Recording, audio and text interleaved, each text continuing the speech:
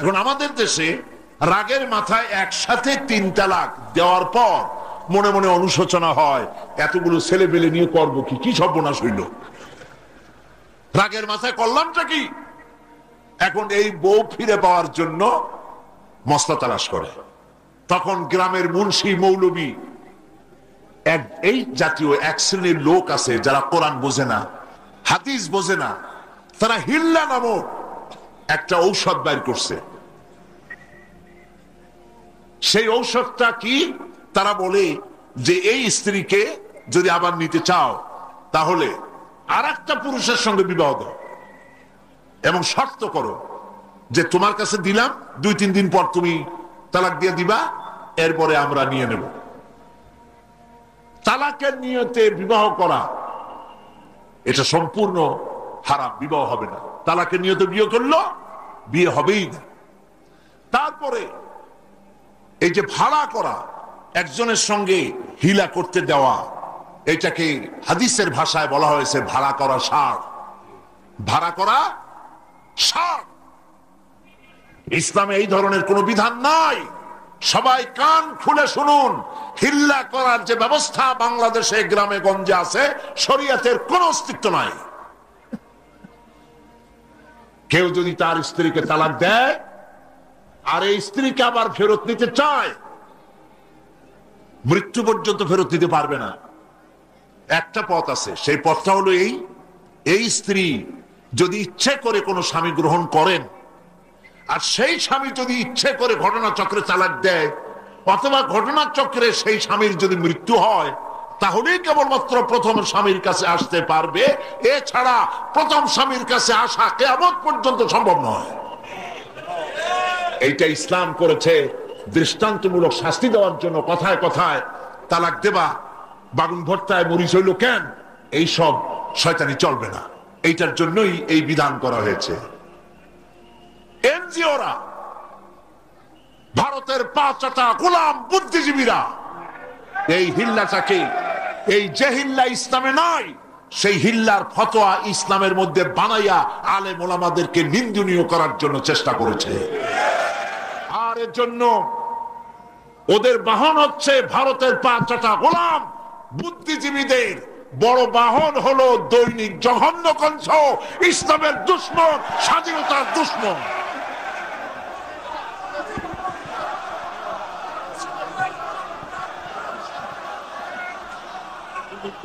এই পত্রিকা কোন মুসলমানের পড়া উচিত নয়। এই পত্রিকাটা এখন পড়েন প্রত্যেক দিন সরকারের বদনাম, দেশের বদনাম, মুসলমানের বদনাম, আলেমদের গালাগালি ছাড়া এই পত্রিকায় কিছু পাওয়া যায় না।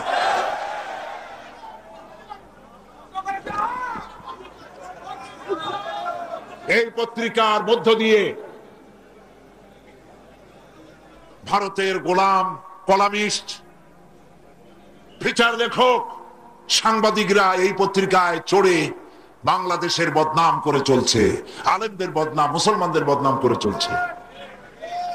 ফতোয়া বিষয়টাকে ওরাই নিন্দনীয় করেছে। ফতোয়াকে নিন্দা করা যাবে না। ফতোয়া আল্লাহ পাকের। ফতোয়া কার? গতকাল বলছি না, ফতোয়া কার? আল্লাহ পাকের। ওরা সেই আল্লাহকে বিশ্বাস করে বলে চিন্তা করার কোনো কারণ নাই। কারণ এই পত্রিকাটাই লিখেছিল ওয়াহাজাল বালাদিল আমিন, এই বলদের শহর, অতুরে চিনি না, তোরে আমি চিনি না, এই পত্রিকায় লিখেছিল। প্রিয় ভাই সব, তালাক কখনো রাগের মাথায় এই জঘন্য কাজ কেউ করবেন না। যদি করতেই হয় তাহলে 3 মাসে 3 তালাক হবে, একসাথে 3 তালাক দেওয়া যাবে না। যদি কেউ একসাথে 3 তালাক দিয়ে বসে, তালাক হয়ে যাবে, এটাও মনে রাখবেন, তালাক হয়ে যাবে। তবে আল্লাহ পাক অসন্তুষ্ট হবেন, নারাজ হবেন, গোসায় আল্লাহর আরশ কাঁপতে থাকে। এই কাজটি কখনো করবেন না। আল্লাহ পাক তালাক চান না। আল্লাহ চান স্বামী স্ত্রীর মধ্যে মহব্বত পয়দা হোক। সুবহানাল্লাহ। যদি স্ত্রীর উপর রাগ হয়, কখনো মন খারাপ হয়, আল্লাহ বলছেন ওয়ালা তানসাউল ফাদলা বাইনাকুম, তোমরা পরস্পর পরস্পরের অনুগ্রহকে ভুলে যেও না। আজকের একটা ব্যাপারে মন খারাপ হয়েছে, তুমি চিন্তা করো তোমার জীবনের অনেক ক্ষেত্রে এই স্ত্রীর অনেক অবদান আছে, সেগুলিকে মনে করে আজকেরটা মাফ করে দিলেই তো সারে। সুবহানাল্লাহ। আল্লাহ পাক চান না স্বামী স্ত্রীর ভিতরে অসন্তুষ্টি থাকুক এবং তালাক পর্যায়ে চলে যাক।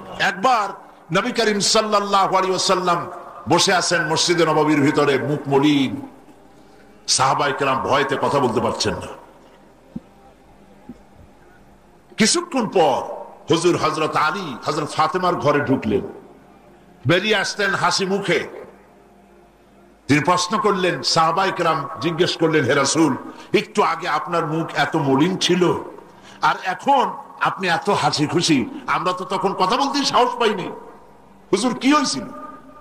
আল্লাহর নবী বলেন, ওদের মধ্যে মনোমালিন্যের সৃষ্টি হয়েছিল আর আমার মনটা খারাপ হয়ে গিয়েছিল। ওদের, বুঝতে পারছেন তো, হযরত আলী এবং ফাতেমার মধ্যে মনোমালিন্য সৃষ্টি হয়েছিল, আমার মনটা খারাপ হয়ে গিয়েছিল। আমি ভেতরে গেলাম, উভয়ের সঙ্গে কথা বললাম। এখন তারা দুজনের মধ্যে তাদের ভুল বুঝাবুঝির নিরসন হয়েছে, আমার মনটা খুশি হয়ে গেছে। নবীজি বলেন, ফাতেমাকে যে কষ্ট দেয় সে আমাকে কষ্ট দেয়, কারণ ফাতেমা আমার কলিজার টুকরা। স্বামী এবং স্ত্রীর মধ্যে সম্পর্ক ভালো থাকতে হবে, অধিকার সমান, তবে স্বামীর মর্যাদা বেশি। মর্যাদা কার বেশি? স্বামীর মর্যাদা বেশি। তিরমিজি শরীফের হাদিসে এসেছে, আল্লাহর নবী একদিন একদিকে যাচ্ছিলেন, জঙ্গল থেকে এক পাহাড়িয়া উট এসে নবীজির কদমের উপরে, নবীজির কদম মোবারকে চুমা দিল, সেজদা করলো। সাহাবায়ে কেরাম বললেন, ইয়া রাসূলুল্লাহ, পাহাড়ের উটের কি সৌভাগ্য, আল্লাহ নবীর পায়ের উপরে চুমা খেয়েছে, সেজদা দিয়েছে। আমাদেরকে অনুমতি দেন, আমরা আপনার কদমের উপরে আমরা সেজদা দিয়া ধন্য হই। হুজুর বলেন, শোনো, আমি যদি এই পৃথিবীতে কোনো মানুষকে সেজদা করার জন্য যদি পারমিশন দিতাম, তাহলে পৃথিবীর সমস্ত নারীদেরকে বলতাম তারা যেন তাদের স্বামীকে সেজদা দেয়। তাহলে মর্যাদা কার বেশি? স্বামীর মর্যাদা বেশি, অধিকার সমান, মর্যাদা বেশি স্বামীর। আবু দাউদ শরীফের হাদিসে এসেছে, নবীজি বলেছেন, কোন স্ত্রী লোক এমন অবস্থায় যদি মারা যায় যে তার স্বামী তার উপরে সন্তুষ্ট ছিল, আল্লাহ রাব্বুল আলামিন ওই মেয়ে লোকটি জান্নাত দান করে দিবেন। স্বামীর মর্যাদা এখানে বেশি। তাহলে আমরা দেখলাম অধিকারের দিক থেকে যখন নারী ছিল, বধূ ছিল, কন্যা ছিল, বধূ ছিল, সব জায়গায় ইসলাম নারীকে সম্মান বাড়িয়ে দিল, ঠিক কিনা বলে? এবার নারী বিবাহ হওয়ার পর কদিন পরে মা হয়ে গেল, মা হয়ে যাওয়ার পর মর্যাদা কমে গেল না বেড়ে গেল? বলেন, কমলো না বাড়লো? নবীজি বলছেন, আল্লাহর নবীর সামনে একজন সাহাবী এসে প্রশ্ন করলেন, হে আল্লাহ রাসূল, খেদমত করব কার? মান আহাক্কুন নাস বিহুসনি সাহাবাতি? ক্বালা উম্মুক। ক্বালা সুম্মা মান? ক্বালা উম্মুক। ক্বালা সুম্মা মান? ক্বালা উম্মুক। ক্বালা সুম্মা মান? ক্বালা আবুক। আখরাজাহুল বুখারী। বুখারী শরীফের হাদিস। সাহাবী জিজ্ঞেস করছেন, ইয়া রাসূলুল্লাহ, খেদমত করব কার? হুজুর বলেন, তোমার মায়ের। তারপরে কার? তোমার মায়ের। তারপরে কার? তোমার মায়ের। তারপরে কার? তোমার পিতার। বাপের চাইতে মায়ের মর্যাদা কয় গুণ বেড়ে গেল? বলেন, 3 গুণ বেড়ে গেল মর্যাদা। আল্লাহর নবী মসজিদে নববীতে বসে আছেন, সাহাবায়ে কিরাম কর্তৃক পরিবেষ্টিত হয়ে এমন সময় একজন বুড়ি মসজিদে প্রবেশ করেছেন। হুজুর তাকে দেখে দাঁড়ায় গেলেন। কাছে যখন এলেন মহিলা, নবীজি নিজের গায়ের চাদর বিছায়া দিলেন। মহিলা চলে যাওয়ার পর সাহাবায়ে কিরাম প্রশ্ন করলেন, ইয়া রাসূলুল্লাহ, আমরা তো চিনলাম না এই মহিলাকে, একজন মেয়ে লোকের জন্য নবীজি তার গায়ের চাদর বিছায় দেয়। এত বড় সম্মানী মহিলা আমরা চিনলাম না তিনি কে। আল্লাহর নবী বলেন সাহাবীরা, আমি আমার মায়ের যত্ন কিসমতে তেমন হয় নাই, আমার মায়ের দুধ আমার কিসমতে তেমন হয় নাই। যার কোলে কাকে চড়ে, যার বুকের দুধ খাইয়া আমি বড় হয়েছি, এই আমার সেই দুধ মা হযরতে হালিমাতুস সাদিয়া। মায়ের মহব্বত কেমনে করতে হবে? মা যখন হয়ে গেলেন সম্মান বেড়ে গেল সন্তানের কাছে। একজন সাহাবী এসে রাসূলের কাছে বলছেন, হে রাসূল, আমার মায়ের মেজাজ খুব খারাপ। হাদিস, আমার মায়ের মেজাজ খুব খিটখিটে। হুজুর প্রশ্ন করলেন, তোমার মা যখন তোমারে গর্ভে রাখছিলেন তখন তো মেজাজ খারাপ ছিল না? তিনি বললেন, হুজুর আমি সত্যি বলছি মেজাজ খুবই খারাপ। হুজুর বলছেন, তোমাকে যখন তোমার মা ডেলিভারি করেছিল তখন তো মেজাজ খারাপ ছিল না? কয় না হুজুর, দারুণ খারাপ মেজাজ। হুজুর বললেন, তোমার 2.5 বছর 2 বছর ধরে যখন দুধ খাওয়াইছিল তোমার মা তখন তো তার মেজাজ খারাপ ছিল না। সাহাবী যখন এর পরেও বললেন, ইয়া রাসূলুল্লাহ, আমি আমার মায়ের দুধের হক আদায় করে দিয়েছি। হুজুর বললেন, দুধের হক আদায় করেছো তুমি, তোমার মায়ের একটি শব্দের হক তুমি আদায় করতে পারো নাই। তুমি যদি পড়ে গেছো ছোট্টবেলায়, খাটের থেকে কোলের থেকে পড়ে গেছো, কেঁদে উঠছো, আর তোমার মা যে তখন বলেছে, সারা জীবন এই একটি শব্দের হক আদায় করতে পারবে না। মায়ের সম্মান ইসলাম এভাবে বাড়িয়ে দিল। আল্লাহ রাব্বুল আলামিন শিখায় দিলেন, وَقَضَى رَبُّكَ أَلَّا تَعْبُدُوا إِلَّا إِيَّاهُ وَبِالْوَالِدَيْنِ إِحْسَانًا। তোমার রবের পক্ষ থেকে তা ফয়সালা হয়েছে যে আমার ইবাদত করার পর মা বাপের ইহসান করবে। দেখেন অবস্থাটা, দেখুন, লক্ষ্য করুন, আল্লাহর ইবাদতের পরেই বান্দা কার ইহসান করবে? বলেন কার? মা বাপের ইহসান করো। আল্লাহর ইবাদতের পরেই এটাকে লাগাই দেওয়া হয়েছে। আল্লাহ পাক সূরা বনী ইসরাঈলের ভিতরে পরিষ্কার করে বলেছেন, মা বাপের সামনে ধমক দিয়ে চোখ রাগায় কথা বলবে না। ওয়ালা তাকুল লাহুমা উফিন ওয়ালা তানহারহুমা, ঝিড়কি দিবে না, ধমক দিবে না। আর তাদের সঙ্গে কোন ভাষায় কথা বলবে তাও আল্লাহ শিখায় দিয়েছেন। আল্লাহ পাক বলেন, ওয়াকুল লাহুমা কাওলান কারীমা, সম্মান সূচক কথা বলো মা বাবার সাথে। আর দোয়া শিখায় দিলেন, বান্দারা তোমার মা বাবার জন্য আমার কাছে এই ভাষায় দোয়া করো, রব্বিরহামহুমা কামা রাব্বায়ানি সগীরা।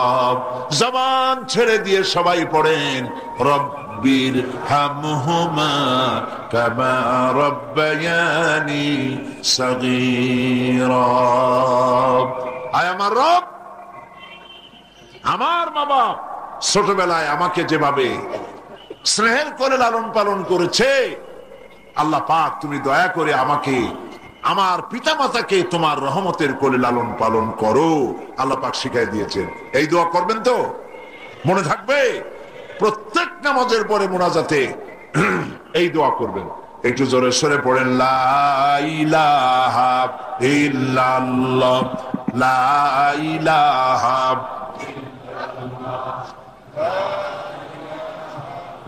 দিলেন মা হিসাবেও দিলেন। এখন এই মহিলাদেরকে বলা হয়েছে, পর্দায় থাকার জন্য বলা হয়েছে। মা বোনেরা লেখাপড়া করতে পারবেন, চাকরি করতে পারবেন, জিহাদে যেতে পারবেন, সবই করতে পারবেন পর্দার ভিতরে থেকে। আল্লাহ পাক কোরআনে কারিমে বলেছেন, ওয়াকারনা ফি বুয়ুতিকুন্না ওয়ালা তাবাররাজনা তাবাররুজাল জাহিলিয়াতিল উলা। ওয়াকারনা ফি বুয়ুতিকুন্না, তোমরা তোমাদের ঘরের মধ্যে থাকো। আর জাহিলিয়াতের যুগে মতো করে সাজসজ্জা করে তোমরা বেরিও না, ঠাক ঠমক করে বেরিও না, সৌন্দর্য প্রদর্শনী করো না। মিস সুন্দরী প্রতিযোগিতা হয় না? হয় কিনা? সুন্দরী প্রতিযোগিতা হয় পৃথিবীর বিভিন্ন দেশে। Miss China, miss Thailand, miss American, miss Canada, এভাবে নাম হয়। বাংলাদেশেও আওয়ামী লীগের আমলে, গত সরকারের আমলে, মনে আছে আপনাদের? আমরা এর প্রতিবাদ করেছিলাম। পল্টনের মাঠে বিরাট সমাবেশ করে যে এইভাবে যদি সুন্দরী প্রতিযোগিতা, পৃথিবীর দ্বিতীয় বৃহত্তম মুসলিম দেশ, এই দেশে সুন্দরী প্রতিযোগিতা করা যাবে না। সুন্দরী প্রতিযোগিতা কি? সুন্দরী প্রতিযোগিতা করতে গিয়ে বিচারক মণ্ডলী সুন্দরীদের শরীরের যেসব জায়গা মাপজোপ করে তা কেবলমাত্র শয়তানের পক্ষেই সম্ভব, কোন মানুষের পক্ষে সম্ভব নয়। যারা এই বিচারক মণ্ডলী থাকে নির্লজ্জ, বেহায়া, তারা কি তার নিজের মেয়ের, নিজের বোনের শরীরের সেসব জায়গা মাপজোপ করতে পারবে? লম্পট। বাংলাদেশে সুন্দরী প্রতিযোগিতা কিয়ামত পর্যন্ত হতে দেওয়া হবে না।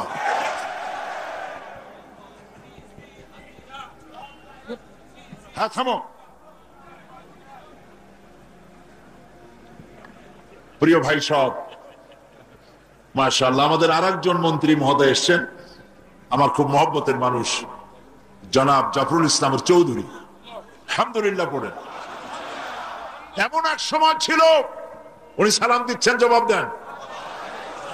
এমন এক সময় ছিল মন্ত্রীদের জ্বালায় তাফসীর মাহফিল করা যায় নাই, আর আল্লাহ এমন করলেন এখন মন্ত্রী আল্লাহর মেহেরবানি জোয়ারের মতো তাফসীর মাহফিল আসতেছে।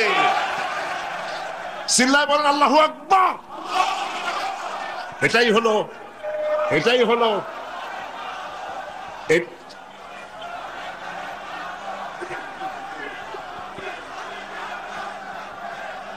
এটাই হচ্ছে, আরে ভাই আমার বলতে তো দেন, এটাই হচ্ছে ইসলামের পক্ষের শক্তি আর ইসলামের বিপক্ষ শক্তির, এটাই হলো পার্থক্য।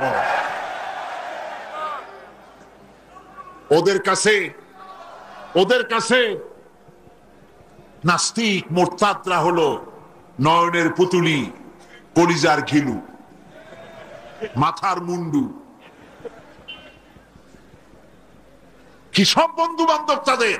শামসুর রহমান, কবির চৌধুরী, মুনতাসির মামুন, হাসান ইমাম, শাহরিয়ার কবির, এই হলো কলিজার টুকরা, যেগুলো হিসাব করা নাস্তিক মুরতাদ। কবি শামসুর রহমান লিখলো, হজরের আজান যখন শুনি মনে হয় বেশ্যা তার খরিদ্দার ডাকতেছে। ওই সরকার তারে পুরস্কার দিছে, ওই সরকার তারে পুরস্কার দিয়েছে। এই জন্য থামো, এই জন্য আজ ওরা ওদেরকে বন্ধু বানাইছে, আল্লাহ নারাজ হয়ে গেছে। এর একটাও নামাজ নাই, রোজা নাই, আল্লাহ পরকালকে বিশ্বাস করে না, সব সময় ইসলামের বিরুদ্ধে লেখে। আর ওদের গত সরকারের সব থেকে কলিজার দুশ্মন ছিল আলেমরা। আলেম সহ্যই করতে পারত না। আলেম মানেই রাজাকার, দাড়ি তুমি মানেই স্বাধীনতার বিরোধী। কপাল তোমাদের আরো পুড়বে, কপাল পোড়ার হইল কি, আরো বাকি আছে। আলেমদের যত জ্বালাইছো, কোরআন শরীফ ডাস্টবিনে ভালাই দিছ। মূর্তির ব্যাপারে কথা বললে কলিজায় লাগে, বিবৃতি দাও। আর তাও তো হিন্দুদের মূর্তির কথা বলা হয় নাই, রাস্তাঘাটে যেগুলো বানাইছো সেগুলির ব্যাপারে কথা বলছি, তাই কলিজা জ্বলে উঠছে। কিন্তু আওয়ামী লীগের জমানায় শত শত কবি কোরআন শরীফের ডাস্টবিনে ভালানো হয়েছিল, তোমরা তখন কোন ইন্দুরের গর্তে ছিলা? কেন প্রতিবাদ করো নাই? আল্লাহ পাক আছেন এবং আল্লাহ পাক দেখতেছেন। ওরা বলতেছে এই সরকারের উপরে গজব নাজিল হবে। গজব কাদের উপরে হয় তাকাই তাকাই দেখো। মুফতি ইজারুল হক, মুফতি আমিনী, আল্লামা আজিজুল হক সহ 13,000 আলেম জননিরাপত্তা আইনে গ্রেফতার করে জেলের মধ্যে ঢুকাইছো। আল্লাহ দেখছে না? আল্লাহ দেখছে কিনা? আল্লাহ পাক দেখেছেন এবং জবাব আল্লাহ দিবে। বহু মুসলমান আছে আমাদের সমাজে, হজ করে, নামাজও পড়ে, কপালে দাগও পড়ে গেছে, তার ব্যবসা আছে, ধানি জমিনও আছে, বিবাহের সময় মেয়েকে টাকা কড়ি দিয়ে, ব্যবসা টাকা কড়ি যৌতুক টৌতুক দিয়ে বিদায় করে দেয়, সম্পত্তির ভাগ দেয় না, ব্যবসারও ভাগ দেয় না। আছে না এমন? আছে কিনা? আপনি কন্যাকে ঠকালেন, এজন্য আল্লাহর কাছে আপনাকে দায়ী হতে হবে। মেয়েদেরকে অর্থনৈতিক অধিকার আল্লাহ এভাবে প্রতিষ্ঠিত করেছেন, সে মহিলাদেরকে অর্থনৈতিক দিক থেকে তাদেরকে নির্যাতন করা যাবে না।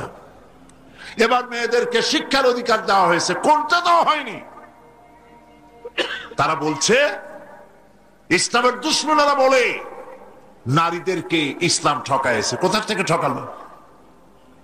কন্যা হিসেবে মর্যাদা দিল, বধূ হিসেবে মর্যাদা দিল, তারপরে অর্থনৈতিক সুযোগ করে দিল, এবার শিক্ষার অধিকারও প্রতিষ্ঠিত করলো। হযরতে আয়েশা রাদিয়াল্লাহু তাআলা আনহা, তিনি শিক্ষয়িত্রী ছিলেন, হাজার হাজার সাহাবীর উস্তাদ ছিলেন। সুবহানাল্লাহ বলেন। হাদিসের উস্তাদ ছিলেন, তাফসীরের উস্তাদ ছিলেন, ফিকহের উস্তাদ ছিলেন। শিক্ষার অধিকার ইসলাম দিয়েছে নারীকে। নারীরা লেখাপড়া করতে পারবে, কোনো অসুবিধা নাই। এভাবে অধিকার শুধু অর্থনৈতিক নয়, লেখাপড়ার অধিকার দিল। তালাকের একটি অধিকার, এটি একটি গুরুত্বপূর্ণ বিষয়। তালাকের অধিকারটিও শুধুমাত্র পুরুষের না, এই তালাকের অধিকার নারীদেরকেও দেওয়া হয়েছে। কথা বুঝতে পেরেছেন? তালাকের অধিকার, বিবাহ বিচ্ছেদের অধিকার শুধু পুরুষের নয়, নারীকেও দেওয়া হয়েছে। পুরুষ যদি অকর্মণ্য হয়, যদি সে উন্মাদ হয়, জালিম হয়, নপুংসক হয়, তাহলে এই স্ত্রী কোর্টে তা প্রমাণ করে তার স্বামীকে পরিত্যাগ করে ইচ্ছে মতো স্বামী গ্রহণ করতে পারবে, ইসলাম সুযোগ দেয়। তালাক, কথায় কথায় তালাক দেওয়ার একটা রেওয়াজ আমাদের দেশে আছে। বাংলাদেশে যদি আল্লাহ কোনদিন দয়া করে ইসলামী রাষ্ট্র প্রতিষ্ঠিত করে দেন, তাহলে কথায় কথায় তালাক দেওয়ার এই প্রথাকে বন্ধ করে দেওয়া হবে। তরকারিতে লবণ কম হয়েছে, শুটকি মাছে ঝাল হইল কেন, এই সব কথা বলিয়া তালাক দেওয়া যাবে না। আর একসঙ্গে 3 তালাক দেওয়া তো যাবেই না। এক সাহাবী এসে নবী করিম সাল্লাল্লাহু আলাইহি ওয়াসাল্লামের কাছে খবর দিলেন যে একজন তার স্ত্রীকে একসাথে 3 তালাক দিয়েছে। নবী করিম সাল্লাল্লাহু আলাইহি ওয়াসাল্লাম এত গোসা হয়েছিলেন যে বসার থেকে দাঁড়ায় গেলেন। তিনি বললেন, এই লোকটি তো আল্লাহ পাকের কোরআনের সাথে তামসা করেছে। তালাকের আল্লাহর কাছে 2টা হালাল সবচেয়ে জঘন্য, 2টি হালাল সব থেকে জঘন্য। একটা হলো ভিক্ষাবৃত্তি, আর একটা হলো তালাক। যখন তালাক দেওয়া হয় অন্যায় ভাবে, গোসায় আল্লাহর আরশ কাঁপতে থাকে। নাউজুবিল্লাহ বলে। আপনি এভাবে তালাক দিতে পারবেন না। তালাক দেওয়ার নিয়ম হলো, যখন স্ত্রীর সাথে, লক্ষ্য করুন, স্ত্রীর সাথে বনিবনা হচ্ছে না, স্ত্রীর চরিত্র খারাপ, স্ত্রীর দাজ্জাল মার্কা, বনেই না, তো আল্লাহ পাক তখন বলেছেন, উভয় পক্ষের আত্মীয় স্বজন নিয়ে মীমাংসা করার চেষ্টা করো, সালিসি করো। যদি মীমাংসায় না হলো, তাহলে 1 মাসে 1 তালাক দাও, বিছানা আলাদা করে দাও এবং অপেক্ষা করো তার এই অবস্থা দেখে সে ফিরে আসে নাকি। যদি ফিরে আসে তো গ্রহণ করো, যদি ফিরে না এলো 2য় মাসে 2য় তালাক দাও। তাও যদি ফিরে না আসে, তাহলে 3য় মাসে গিয়ে 3 তালাক একদম রিজি করে দাও, আর ফেরত হবে না। 3 তালাকে বায়না করে দাও, এই স্ত্রীকে আর গ্রহণ করা যাবে না।